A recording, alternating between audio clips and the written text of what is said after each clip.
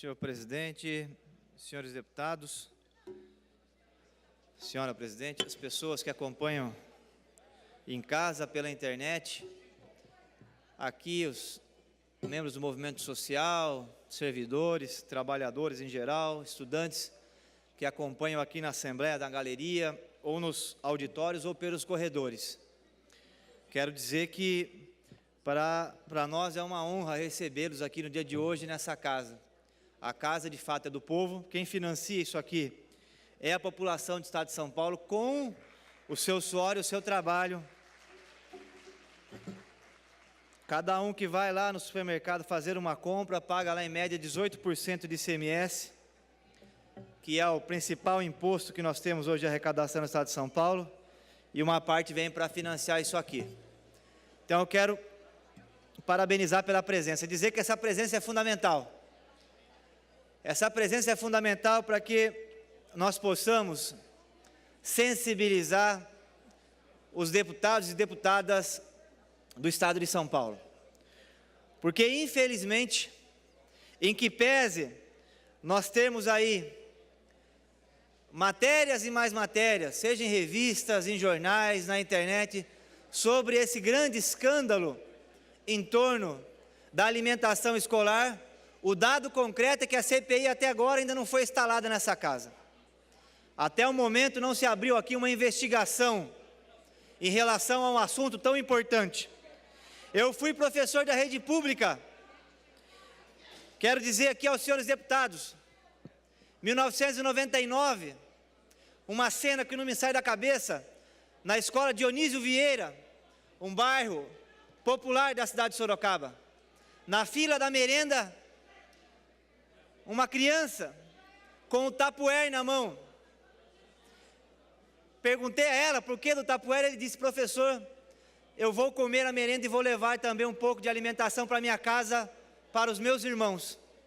Essa é a situação real do povo do Estado de São Paulo. Muitas crianças, jovens e adolescentes fazem da alimentação escolar a sua única alimentação. Portanto, nós precisamos não só combater o processo de desvio de recursos da alimentação escolar, como nesse caso, nessa operação Aba Branca, o desvio no montante é de 25 milhões de reais, mas também como temos que fazer um esforço grande para cada vez mais melhorar a qualidade da merenda, da alimentação escolar que é fornecida para os nossos alunos.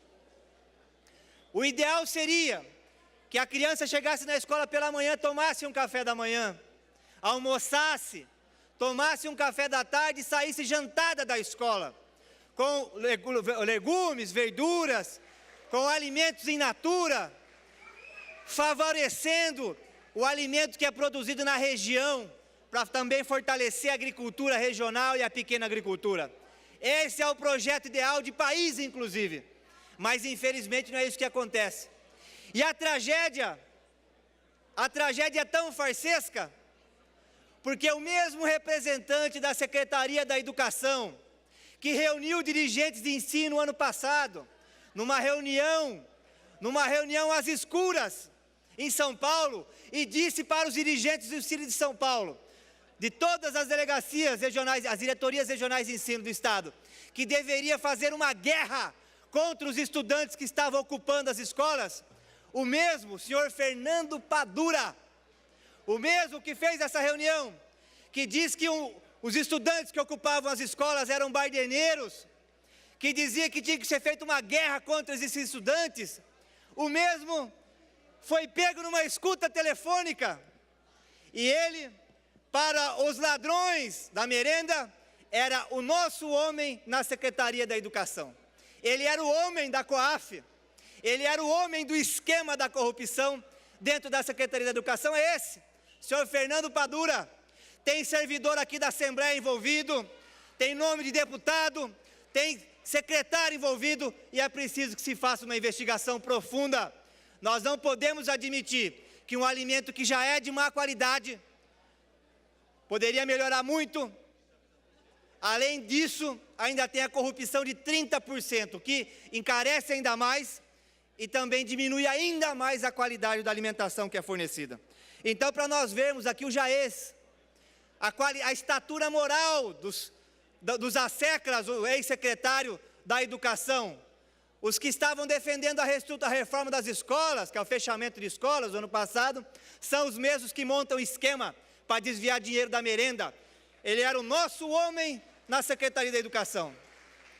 Tem também um tal de moita, é uma miríade de nomenclaturas aí, que infelizmente essa é a situação hoje aqui do Estado de São Paulo. Então, dito isso, senhor presidente, senhores deputados, a bancada do PSOL assinou, mas o problema não é só esse. Na verdade, a minha inscrição aqui é para tratar de uma questão que, na minha avaliação, também é importante para o futuro da educação em São Paulo. O jornal Folha de São Paulo trouxe uma matéria ontem, a arrecadação com imposto sobre doação e herança cresce 39% em São Paulo. Atentai bem. O ICMS gerou uma receita o ano passado de 2,4 bilhões de reais. O ICMS do ITCMD, que é o imposto de transmissão de causa-mortes, a herança. O cidadão morreu, precisa transmitir os seus bens, seu patrimônio para os herdeiros e paga-se então esse tributo. Em meio ao ajuste fiscal que o governo está fazendo, a Secretaria da Fazenda estabeleceu parcerias com Receita Federal e ampliou a arrecadação do ITCMD. O problema é que a base do ITCMD aqui em São Paulo é de 4% a arrecadação. Na verdade, o teto, nós poderíamos até subir para 8%, mas hoje aqui em São Paulo se arrecada 4% de imposto em relação à transmissão dessas heranças. 2,5 bilhões de reais quase o ano passado. Pois bem, eu tenho um projeto de lei e queria dizer aqui, pedir o apoio dos senhores deputados, porque nós precisamos ampliar o ITCMD, porque é uma vergonha que um país como o Brasil, que é reconhecido mundialmente pela nossa desigualdade social, a singularidade do Brasil não é a caipirinha, não é o samba, não é a miscigenação, nada disso. A singularidade do Brasil no mundo é o fato de nós sermos a sociedade mais predatória do planeta, a mais desigual. Essa é o traço que nos marca. E como é que se combate a desigualdade? Mexendo na questão fiscal e tributária. Nós precisamos diminuir os impostos indiretos, imposto sobre consumo, e aumentar os impostos sobre herança, sobre o patrimônio. Olha que situação. Eu fiz um quadro comparativo com os países, porque tem muito rico no Brasil que quando vai para os Estados Unidos acha legal, dá para andar lá na praça à meia-noite, não é assaltado, né? Às vezes leva a família na Disneylândia, cheio, todo mundo feliz ali, bem alimentado, bem vestido, né? Vai para a Inglaterra, acha bonito poder circular 1h da manhã na Times Square, nas praças de Londres também não tem problema, vai para a Suíça, acha lindo, aí vem para cá para o Brasil, né? Mas acha bonito lá fora, mas não quer praticar o que é praticado lá. O imposto de transmissão de herança, na Inglaterra, por exemplo, é de 40%. 40%. Os liberais brasileiros, que são liberais da boca para fora, porque não praticam nem sequer a base do liberalismo, e muito menos a legislação que nesses países liberais foi implantada para diminuir a desigualdade, entre eles aqui, eu cito aqui no caso de São Paulo, o PSDB é o maior, está há 30 anos governando o nosso estado, nunca mexeu no ITCMD. O ITCMD no nosso estado é de 4%, na Inglaterra é 40%. Nos Estados Unidos, que é a pátria do liberalismo, vai de 29% a 40%, na Alemanha de 28% a 50%. Aqui o Chile, país vizinho nosso, de 13% a 25%, na França até 60%. Cidadão tem $1 bilhão, $1 bilhão, morreu, 60% vai para o orçamento do governo para fazer política social, investir na educação, na saúde. Aqui em São Paulo, apenas 4%. 2,5 bilhões de arrecadação ano passado. Se nós ampliássemos, o meu projeto é para ampliar para 8%. Infelizmente, a Câmara Federal não deixa ampliar mais do que 8%. É uma vergonha. O Brasil tem esse pacto das elites, dos ricos do Brasil. Congresso Nacional não deixa os estados ampliar mais do que 8%. Pois bem, eu estou propondo ir para 8% aqui em São Paulo. E esse dinheiro vai para onde? Esse dinheiro tem que ir tudo para a educação. Todinho para a educação, sobretudo a educação das nossas crianças. Nós precisamos ter um programa vigoroso aqui em São Paulo que pegue a gestante e a primeira infância, para que tenha creche, e creche de boa qualidade e pré-escola de boa qualidade e melhorar também a situação dos nossos servidores que trabalham na educação. Queria dizer, senhor presidente, que se nós fizéssemos isso, se esse projeto nosso fosse aprovado, eu queria aqui pedir o apelo dos senhores deputados, que acham bonito.